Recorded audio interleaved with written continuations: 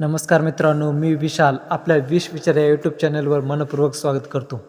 मित्रांनो, सर्वांसाठी आनंदाची बातमी आहे. मुख्यमंत्री माझी लाडकी बहीण योजनेत सरकारने आता पुन्हा नवीन GR काढला आहे आणि या GRमध्ये 7 मोठे बदल केलेले आहेत. तर ते नेमके कोणते आहेत 7 मोठे बदल, तर चला पाहूया. सर्वात प्रथम पहिला बदल म्हणजे मुख्यमंत्री माझी लाडकी बहीण योजना. या योजनेसाठी आता अर्ज करण्याची मुदत वाढवण्यात आली आहे. ती मुदत आता 1 जुलै 2024 ते 31 ऑगस्ट 2024 पर्यंत करण्यात आली आहे. दुसरा महत्त्वपूर्ण बदल म्हणजे या योजनेसाठी आदिवासी प्रमाणपत्र म्हणजे महाराष्ट्राचा रहिवासी दाखला, डोमासाईल किंवा जन्म दाखला अनिवार्य केला होता. पण ही अट आता रद्द करून 15 वर्षांपूर्वीचे खालीलपैकी कोणतेही एक प्रमाणपत्र आवश्यक असणार आहे.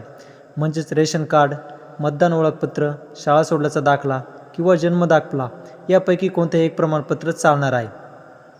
तिसरा बदल म्हणजे या योजनेसाठी 5 एकरपेक्षा जास्त शेती असणाऱ्यांना पहिल्यांदा वगळण्यात आलं होतं, पण आता ती अट रद्द केली आहे. त्यामुळे 5 एकरपेक्षा जास्त शेती असणाऱ्यांना देखील या योजनेत भाग घेता येणार आहे. चौथा महत्त्वपूर्ण बदल म्हणजे सदर योजनेत लाभार्थी महिलांचा वयोगट 21 ते 60 वर्ष वयोगटऐवजी 21 ते 65 वर्ष वयोगट करण्यात आला आहे.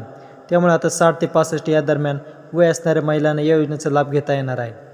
पाचवा महत्त्वपूर्ण बदल आहे, परराज्यात जन्म झालेल्या महिलांनी महाराष्ट्रात आदिवास असणाऱ्या पुरुषाबरोबर विवाह केला असेल तर अशा बाबतीत त्यांच्या पतीचा जन्म दाखला, शाळा सोडल्याचा दाखला आणि आदिवास प्रमाणपत्र म्हणजे महाराष्ट्राचा रहिवासी दाखला ग्राह्य धरण्यात येणार आहे. सहावा महत्त्वपूर्ण बदल म्हणजे ज्या कुटुंबाकडे 2.5 लाख रुपये वार्षिक उत्पन्नाचा दाखला उपलब्ध नसेल तर ज्या कुटुंबाकडे पिवळे व केशरी रेशन कार्ड उपलब्ध असेल त्यांना उत्पन्नाचा दाखला प्रमाणपत्रातून सूट देण्यात आली आहे.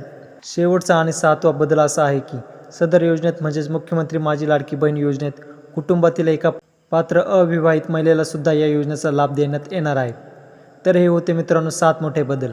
यामधील कोणता बदल जर तुम्हाला समजला नसेल किंवा काही अडचणी असेल तर आम्हाला कमेंटमध्ये नक्की सांगा. आम्ही तुमच्या अडचणी नक्कीच सोडवू.